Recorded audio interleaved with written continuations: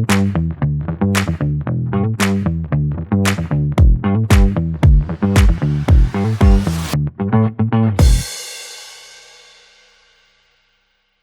to Work the Talk, the podcast dedicated to unlocking human potential in the new era of workplaces. I'm your host, and today we have a special guest with us, Harini Sreenivasan, partner at Semcostyle Institute, India. With her wealth of experience and expertise, Harini has been instrumental in revolutionizing workplace dynamics and fostering a culture of empowerment and engagement. Harini's passion for transforming organization aligns perfectly with the core values of Semcostyle Institute. As a partner, she has been at the forefront of driving positive change, helping businesses create environments that bring out the best in their employees. Semcostyle, with its pioneering methodologies, empowers companies to thrive by transforming their leadership styles and organizational structures, by introducing concepts such as self-management, participative decision thinking, and democratic workplaces. They foster a sense of ownership and unleash the full potential of individuals and teams. Join us as we dive into the fascinating world of unlocking human potential with Harini Sreenivasan, where we explore the strategies, insights, and stories that will inspire you to create transformative workplaces. Harini, thank you for joining us today. Thank you so much for that wonderful and energetic introduction, Asta. It was absolutely a pleasure to hear you talk about the Semcostyle philosophy and principles with so much belief and conviction. I think we've made a great start already. Wonderful. Then let's just dive in. And I want to start where the big changes happened, and that is the COVID-19 pandemic. And it has brought significant changes in the world of work. With employees' expectations, we are seeing that they're still evolving. According to a survey conducted by Gallup, a good 59-60% of employees still prefer to work remotely. And in the light of this shift, this is where my question comes in. What new skills do you believe managers need to develop to unlock the potential of their teams in this post-pandemic landscape? Okay. It's a great question to start with. I think, when we talk about leadership skills, many a time we are still stuck in the cliched skills about learning to delegate, giving effective feedback and things like that. But the world has moved on significantly from there. There has been a paradigm shift in leadership. Traditional leadership practices are getting challenged, and it's time we turn everything upside down and start taking a new look at it. So when I say traditional leadership practices and methods, I'm talking of the 100-plus-year-old Frederick Taylor scientific management ways of working, which is now outdated. And how do we know it is outdated? I think the pandemic was a clear indicator of what works well now, so that we brace ourselves for the future of work. We have been talking about the future of work for quite some time. I think we're already there. So it's high time that we learn to embrace what that is. So when I again focus down on leadership skills, the paradigm shift is from moving away from leaders that thrived on command and control to leaders that will make their employees thrive by trust and transparency. Now, these words resonate a lot to me as I speak command and control. I have an emotion of fear in my mind. As I utter the words trust and transparency, I start feeling like, I'm valued for what I am. So I think exactly the same thing happens at the workplace also. When leaders demonstrate command and control, they instill fear. And when leaders demonstrate trust and transparency, they actually unleash people potential. So, without having to look at a list of skills, I think if this whole aspect of what is trust and how do you build trust, if that is embraced by leaders, I think they're all ready to be leaders of the future. I just want to do a little bit of dissection of what trust is, because that's again, there are lots of people understand it in so many ways. Trust is not only about integrity, right? It's not only about whether the individual can be trusted in terms of integrity or not. It's a lot more than that. It's also about, can one trust the ability or the capability or the competence of that individual to deliver the work that he or she has committed? Now, that is also trusting. So in the new paradigm of leadership, leaders should learn to trust the competence of their team members and also the integrity, of course. And I think the pandemic has already done that starting point for us when organizations suddenly started to work from home, decided to work from home. Uh, Leaders quickly adapted to it. They did not say that my team members have to be in front of my eyes. That did not happen. So, which means it is possible. It's just that we were in a state of denial and we were not ready to move into There was no choice. yeah. So now we know it's possible. So it's just that we need to continue demonstrating that. So the paradigm shift is from command and control to trust and transparency. Leaders need to become facilitators and coaches and not micromanagers. Leaders need not tell people what to do. They only have to give them visibility and clarity of the goal and trust the team members' competencies to get. So that is the big paradigm shift. It sounds a little philosophical, a little fuzzy, but if you just listen to these words, trust and transparency, it means a lot. When I say transparency, it means trusting the team members with all information that is required for them to perform their task, to achieve the goal. Give them the information. I have a quick question following this one itself. So, I think as leaders, most people know that trust and transparency are very crucial and critical. How is it that they inculcate in them to do so? Because knowing is one thing, and adapting to it is a completely different game altogether. What are your thoughts there? Yeah, so building trust in teams is a key principle in the Semcostyle framework, and I love to talk about it because that's fundamental to new age people management. It's just phenomenal. There are simple, profound, and yet rather deep. So how do you build trust in teams, both in the minds of the managers and also in the minds of the team members? There are simple steps to build trust. Reduce power distance. Power distance has become ingrained in hierarchical organizations, in bureaucratic organizations. So people tend to hide behind their roles and titles when they have conversations, when work is delegated, when communication is sent, when communication is received. You can notice subtle power distances in behaviors, in body language, in words people use. How do you build trust in teams? Power distance should be reduced. That's pretty easy. It's rather obvious. Now, where do we notice power distance? Power distance is visible very subtly in the way people talk to each other, how communication is sent, how it is received, in body language, in conversations.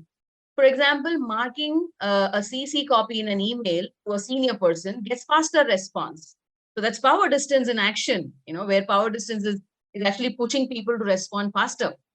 Now, if these things are if you're able to identify these demons, and if they are removed from the way work works, it's a key step towards building trust in the organization. If I tell my team member that I trust you with what you will deliver, and here is all the information, the team member is definitely going to work towards it. Now, this might look a little radical to people who have been in bureaucratic systems and who are driven by hierarchy, but just give it a thought.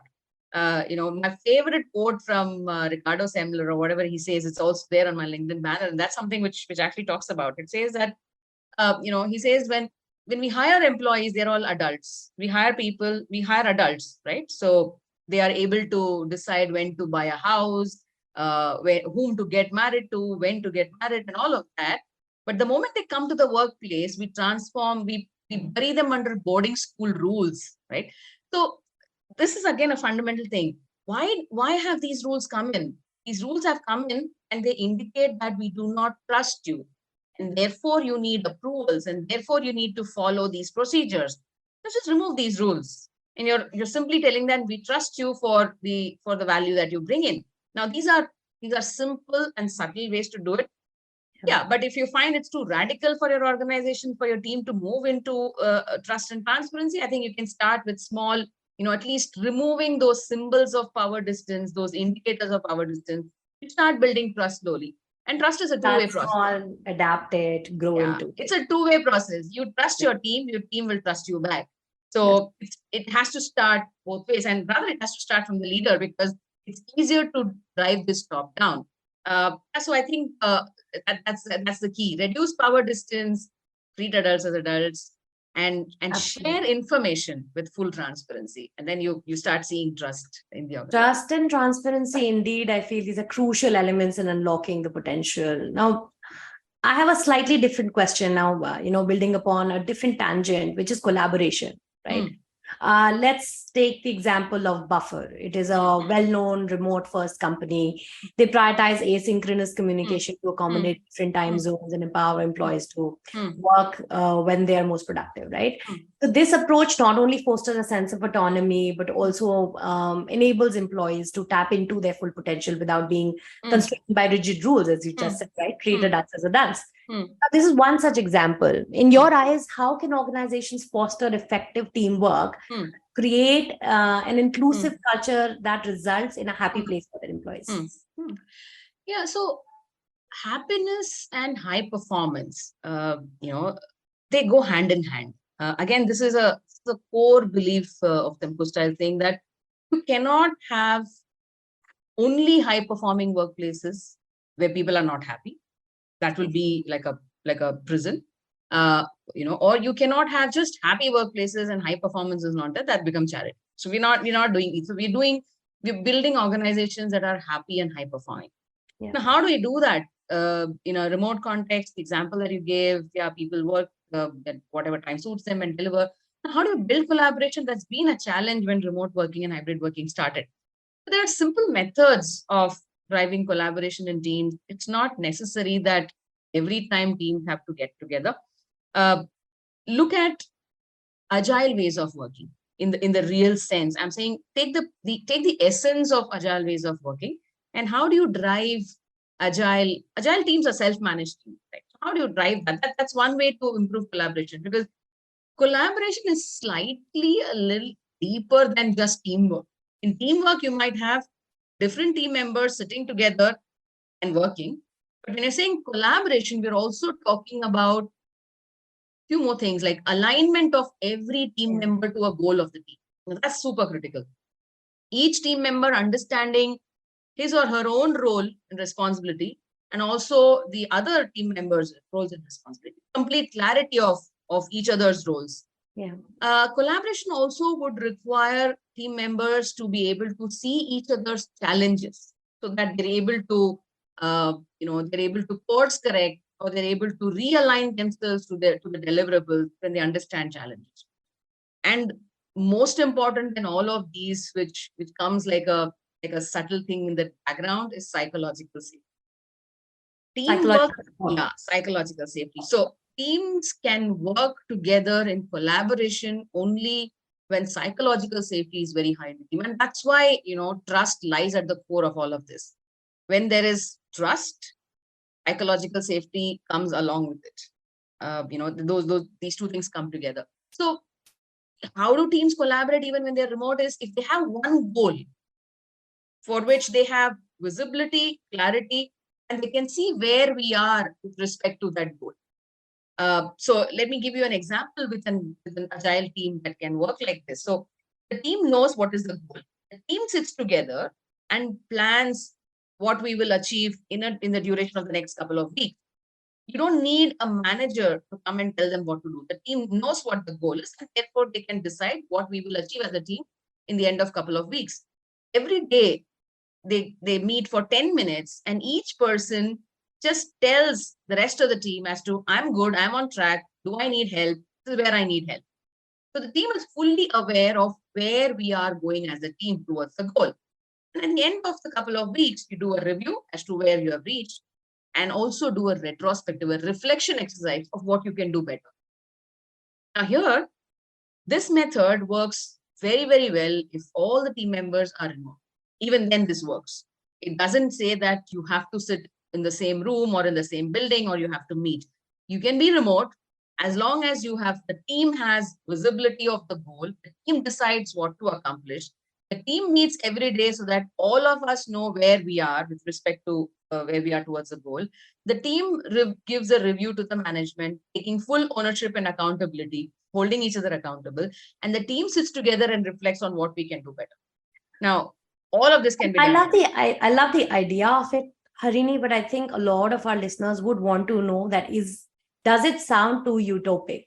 I mean, yes, that's the world that should be, and that's how we should trust everyone. But the question is, when we say the team should sit together, how does this discipline come into play? Yeah, again, that's the most critical, element to make it a success, is what I mean. So this is an interesting challenge, which a lot of our clients, they bring this up as the biggest, point of apprehension. They say that, yeah, this sounds great. It sounds great in theory, but how do we ensure that everybody comes together and participates in the daily stand-up? Because one more thing, and I just want to add on one thing over here is, say a team of 10 people is there, and even if one person is not adhering to the whole concept, we can see there is a trickle down effect. Yep. And how do you counter that? How do you ensure the discipline is maintained? And yes, how do you put it into action? That's essentially the question. I'll break this question into two parts. I'll first talk about the discipline, what we can do for that. And second is I'll talk about what happens when one team member falls out. So one is, we are talking about driving a change, right? We are talking about driving a change from pyramidal structures to circular structures, right? Yeah. An agile, self-managed, cross-functional team is a circular structure, which is designed around the value to the customer. It's not designed by function; it's designed around value to the customer. So one cross-functional team will deliver value to the customer. So it's a change. Now, the fundamental need for driving any change and sustaining that change is belief in that change. So the leader who's sponsoring this whole thing and the team members, they first need to believe that this can happen. Yeah. So belief in the change, and then understanding the methods, then seeking support from each other, and then you drive the change, right? So how do you get that belief is, well, what is it that did not work when we were structured, by department? And what is the change that we are aiming to get in a cross-functional team? If you do certain reflections on that, it very clearly emerges that in a departmental structure, in a traditional structure, the way teams are, there is no platform or forum for teams to share information which could impact each other. Every department will have department meetings. But in the traditional management methods, there is no forum where every department, they all meet together regularly and frequently so that they understand where the challenges are. That doesn't happen. There may be project updates, but those are updates. Those are not regular, frequent meetings. Now, what we are saying as a suggestion in the daily stand-up is, every team member gets together and says, I'm on track, or do I need support? That's all. It's not a meeting. A daily stand-up is a 10-minute stand-up where everyone says, I'm on track, half a second. I need support. Can we meet after this call where I can sort it out? So what you're noticing here is, this is a platform for every team member to frequently, daily, regularly understand where we need support from each other. Traditional meeting cadences don't give that. Now, another important aspect is the planning meeting, planning for the next couple of weeks. The team sits together and decides, what are we going to accomplish in the next couple of weeks? The manager is not delegating. So what's happening in this way of working is the team is accountable. We had committed, therefore we have to deliver. Now, when you highlight these benefits to the team members in terms of, this will be the behavior amongst yourselves, this is a culture you're developing in the organization, the belief starts getting reinforced. And team members decide, okay, let's at least try it out. Now, one way to bring discipline quickly, and it's a fun way, is also something which we call as a social contract. The team sits together and comes up with a social contract that this is how we commit to making this work. We, again, there's no hierarchy. So all of them contribute ideas that, okay, we will attend meetings on time. We start on time, we stop on time. We will share ideas openly without feeling of judgment. We will seek support. You can encourage the team to make a social contract and abide by it, the discipline sets. Now, how well the social contract is working? That can be done when the reflection or the retrospective meeting happens. Saying, did we abide by the social contract? Did it make sense for us? Do we want to make changes? Now, over a period of time, the team starts owning up these meetings and they run it. So the discipline automatically comes in. A typical challenges where organizations have is not about really about the discipline. They say we already have so many meetings. Yeah. Will this be additional meetings? Yeah. Well, that's where meeting rationalization becomes critical. So you free up time from those long, drawling, infrequent meetings to these short, focused, crisp meetings. And a lot of the crisis that can emerge in a traditional way of meeting cadence will not even emerge when you're meeting regular. So some of those meetings may not be required, or rather, I will say that some of those meetings will not be required because I've seen that happen. But it's all about looking at each meeting. What is the purpose of the meeting? Why are we doing it? At what frequency are we doing? And what are we achieving at the end of it? Do that analysis for these meetings as well, and you will notice the difference in the merit. The discipline sets in automatic, right? So the second part of the question is, what if one person falls out of discipline from the team? The team suffers. Yeah, it does. Because we're talking of self-managed teams, they work like a football team. Yeah. Imagine in a football team, if one player gets the red card, the team suffers, the team struggles. And the team understands that one player less, and we have to share that burden. It becomes stressful for us. Achieving the goal becomes difficult. Yeah. So when the team realizes that, they will encourage each other, hold each other accountable so that the person doesn't fail the team. Right? So because they're not competing with individual targets in a cross-functional team, they're working towards a common aligned goal. So there is a mechanism which helps them push each other, encourage each other to come there. And our traditional individual rewards used to be counterproductive. So does the same thing happen at an organizational level as well? So one person falling out is a micro, issue that we might be targeting. Now you are consulting with large scale organizations, right?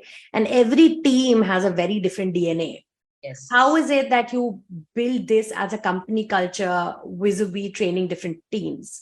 What's the thought process? How can companies inculcate this sort of a leadership style which is more inclusive? So what are the steps to that? So you're absolutely right when you said every team is different, the DNA is different. Every organization, every team is unique in a way. It's like a fingerprint. And Semcostyle's firm belief is that we do not want to take away your uniqueness. Your uniqueness is your strength. Okay. And what we do in our entire approach is we eliminate the roadblocks or the obstacles that come in the way of you becoming self-managed. So different teams could have different levels of roadblocks that could be there. Like very, very traditional old organization could be very bureaucratic because their processes have become bureaucratic. They've got multiple levels of approvals, etc. So those organizations take a slightly longer duration to change, and we may need to restructure them as well. But if you look at a startup that is scaling up, a startup starts working as a self-managed team, and then as they scale up, they realize that, okay, we are becoming bureaucratic because there are people coming in at different levels. Now, what can we do here differently? So for a startup, reorganization becomes slightly easy and the change is slightly easier. So again, resistance to change is another factor. In large organizations, resistance to change may be higher, not because people don't want to change, but simply because it's going on. Why do you want to come? They've been doing it for a while. So, have you also quickly, I mean, this is just a very quick question. Have you also seen bureaucratic processes working for some companies? I know, I mean, it's a this is a different question. But yeah, but it's an interesting question. Bureaucratic, I won't say bureaucratic processes don't work. Okay. It has been happening traditionally, right? Bureaucracy has been there. But look at it like this. Do you want to make your child score grades by punishing if he fails and by giving him a treat if he gets good marks? Or do you want to make your child score good grades by just showing him that he should love what he's studying, and that's going to go with him a long way. Which do I you think think? the key difference between transactional and transformative leadership, right? Absolutely. Yeah. Absolutely. So if you keep flogging and punishing, you will get results, but at what cost? There won't be happiness in the workplace. Yeah. People will come feeling stressed. You could have increasing levels of mental health issues. People could even get suicidal if it's very extreme. People will talk about burnout. But if you're driving high performance through happiness, by happiness, I mean people feeling valued, the high performance will drive further happiness. The happiness will drive high performance. And that becomes a self-fueling sustainable mechanism. So very, very, very interesting may perspective. work, but at what cost is what we will think about. Yeah. I think this is the time I would like to quote one of the researches that, I came across. It was by the Society for Human Resource Management. It highlighted that the organizations that prioritize employee empowerment and trust, they experience higher level of employee engagement and productivity. So I think this is very in line with what you just said. Moving on, so I think we've talked about, and this question has really gone on for a while. Now I want to delve into the topic of technology and how can that be leveraged to support this approach. Technology has played a significant role in reshaping the workplace, especially today, right? And everyone is talking about it. How can organizations leverage digital tools and advancements to enhance employee productivity, engagement, overall human potential? What is your take there? I've been a fan of technology. I come from a family of engineers and inventors. And so I've definitely been, I am still a fan of technology. But what is it that we use technology for is something that we need to look at. So I've been through these implementation cycles in my past organizations as well. And I've noticed that what is it that we build into it? If we're using technology and we're building into it processes that control and restrict, then it's actually completely killing employee engagement. But if you use technology and you're using technology and building processes that enable, right, then we are in the right direction. Now, I'll give you an example here. What do I mean by using technology for enablement is if I use technology to come up with simple, understandable, real-time dashboards, okay, so that every worker in my factory shop floor can read and understand, and he can connect the dots between what he's doing and what the business outcomes are. And I think that's a great example of using technology to enable. You're providing information that is required for an employee to change the way he's working so that the organization goals are met. That's a great way of using technology. Instead, if you use technology, you say that, under the garb of digitization, I'm putting processes, and if you have to apply for a leave, it has to go through 4 managers, and then it has to go to the HR department, and then you will get an approval. You're using technology, but doing what? You're not trusting people. Yeah. You're putting more controls, and more control actually means more misuse.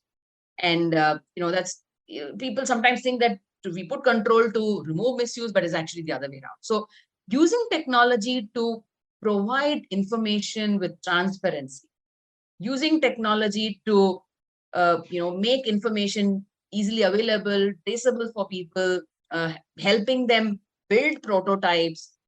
These places you're actually unleashing people potential. Yeah. But using technology and tools to control, to restrict, to demonstrate that you are spying on their movements, right? Those things deplete trust, and trust depletion can happen very, very quickly. Building trust takes a lot of time, but trust depletion can happen quickly. So what we use technology for is something that one has to be really mindful of. So, Harini, another question on this only. In our personal lives, most of the employees, and now we have Gen Zers and we have the young population entering the workforce. Most of us are used to a very, very tech-enabled life space where everything is on demand. We need a cab, we have Uber, we need food, there is Zomato, there is Swiggy, there's something. We need entertainment, there's Netflix, there is Spotify, there is XYZ, right? Come to the workplace. Everything is so legacy based. Everything you need, anything you need coffee, you need to make a call or go to the cafeteria, fetch it for yourself. Everything is a little, maybe few years behind, or actually a few decades behind. Why so? Why are organizations not wanting to? And I don't know whether that's the reality or not, but you can comment better. How do you think are organizations working to make the lives of their employees much more convenient at the workplace? Interesting. It's maybe difficult for me to give a very clear, straightforward answer. But what is reassuring for me is that a lot of organizations are waking up to the fact that employee experience is way beyond having fun and game activities in the organization. It is all about how does that person experience working? So that's reassuring. So when organizations are acknowledging that, they're trying to change the way work works. They're trying to build better trusted relationships, etc. in the organization. They're doing it by making policies simpler. Netflix has been a great example, which a lot of people put the no rules rule. There are similar organizations, and that's something that we really that's the core philosophy of Semcostyle as well. Simplify the complex, right? So when organizations are doing that, they are moving way forward in the right direction. But where they are still stuck on using very traditional processes, they're really stuck. Now, why they are doing that is a lot of our labor laws, at least in the Indian context, are still very archaic. They've not been touched for ages. And for the sake of compliance, we get drawn to just doing what is necessary for compliance. But my simple suggestion to all such organizations who are stuck there is try to look at what is the intent of those laws. Don't look at just complying with them. Look at the intent. And if you're able to deliver the intent, then you're making progress. So it's a bold step that one needs to take. It's not so easy because we're swimming against the current. And we're also worried if it would become non-compliance, etc. But I think small steps, it's easier to do small things where the consequences are not so difficult to handle.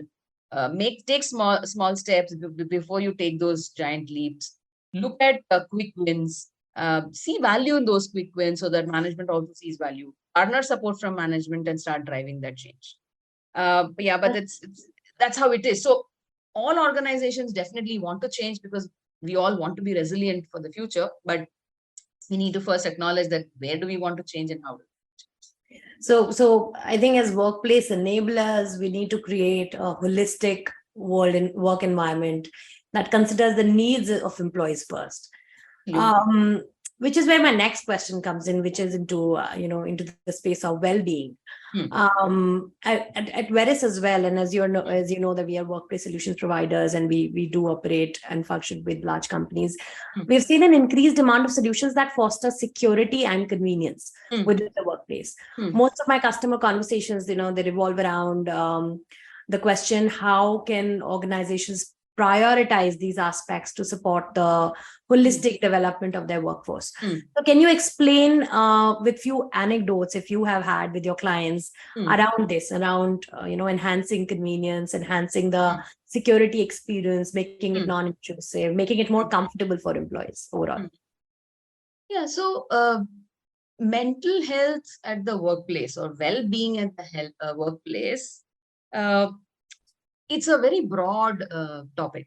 So if you look at it, it's, I know a lot of organizations come up with what we can do for stress busting, right? So stress busting, you have yoga sessions, you have motivational speakers, you have one-to-one counseling and all of that. But what I'm trying to say is that is quite, that's more like a prescription or a treatment. How about looking at what is it that is causing stress and trying to eliminate that so that you don't have to really get into all of those treatment, because treatment is after the damage is done.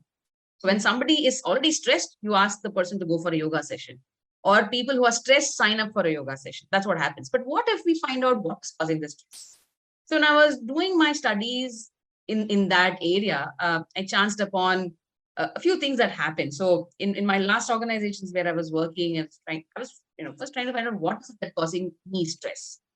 did a lot of introspection, and I realized that I feel stressed not because of volume of work. I feel stressed on Sunday afternoon that Monday is coming. So it's not so Sunday. There's no work on my desk, but my stress starts on Sunday afternoon. So if that is the problem, then it is not about the volume of work. It is about the value at work. So what is it that we can do to enhance value so that stress is eliminated even before it sets in? So that's where the whole thing about treating adults as adults, uh, you know, uh, reducing power distance, building autonomy, busting bureaucracy, these things make a lot of sense. So imagine an organization where team members know what to do and they decide who will do what and when. Now, it's not likely that there will be stress in that kind of a team. I'll give you an example. Just very close to where I live, there is a small manufacturing unit which has about 150 workers, and they manufacture some mechanical parts, okay? Ball bearings, I think. Mm. So so I was talking to the founder of that organization, and I asked him that, okay, so he has a petty cash box on his table, and it's never locked, right? So he says, the message I'm giving to people is that I trust you. So nobody steals. Fascinating.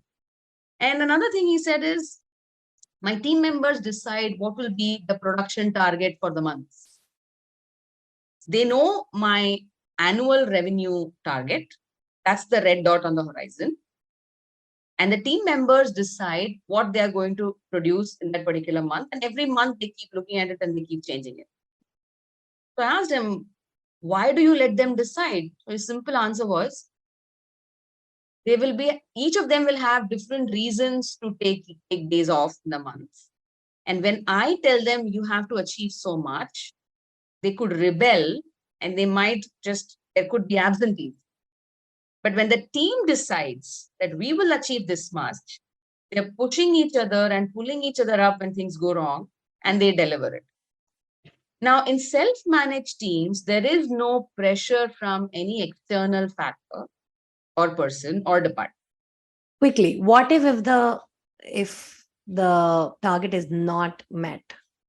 Yeah. So What one happens is in a self-managed team? absolutely. So the self-managed team not just stops at setting the target, right? They also present to the management a review as to how much they have accomplished.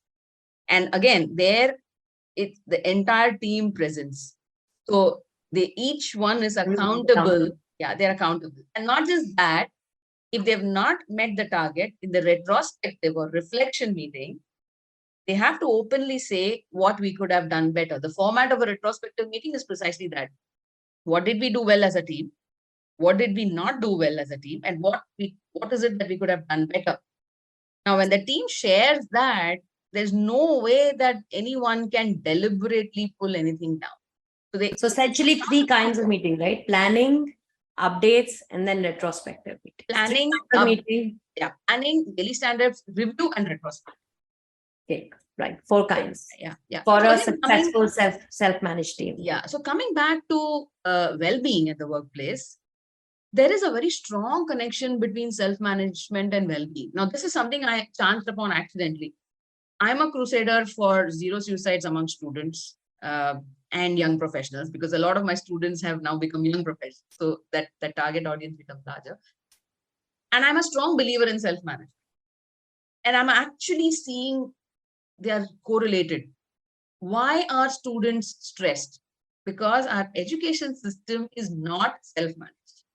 It is bureaucratic. It is hierarchical. Students do not have, they cannot decide what they want to learn and how much they want to learn. They have to follow a curriculum. They have deadlines.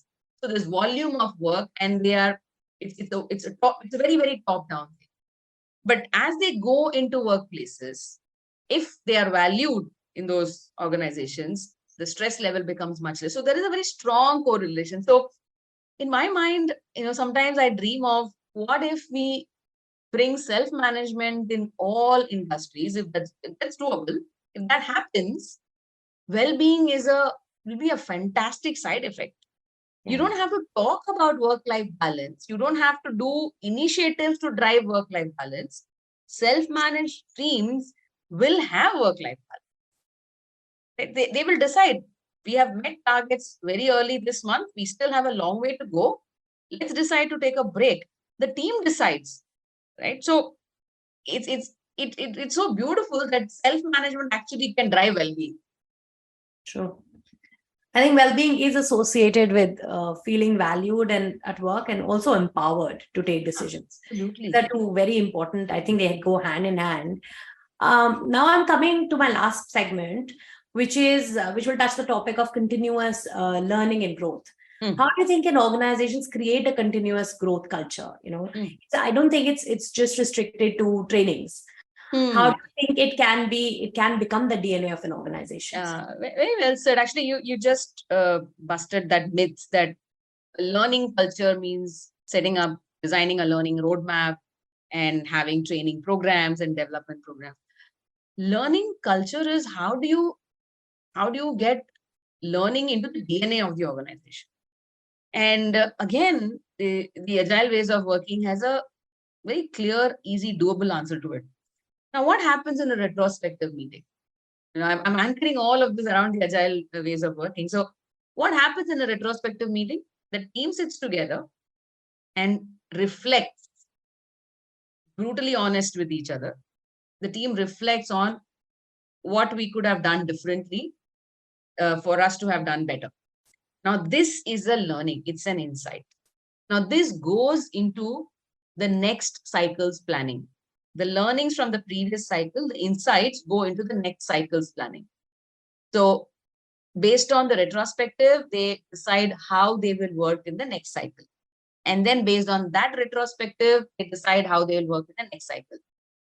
What we have actually done right now is we have created a forum where learnings are shared, discussed, and they are put into action immediately in the next cycle. Here is continuous improvement that's happening. This is a learning culture in the organization. We also spoke about psychological safety a lot. Now, in self-managed teams, psychological safety has to be there for the team to be self-managed.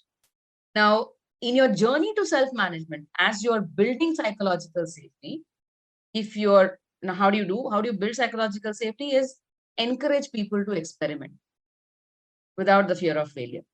Let them be accountable for the consequence of the experiment, but not have a fear of failure.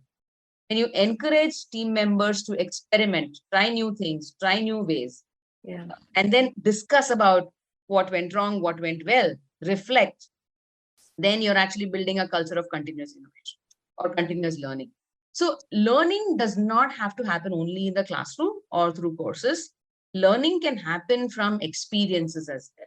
So if leaders are able to give experience to their team members and help them, encourage them, talk about those experiences, convert them into insights, that goes a long way in building a culture of learning.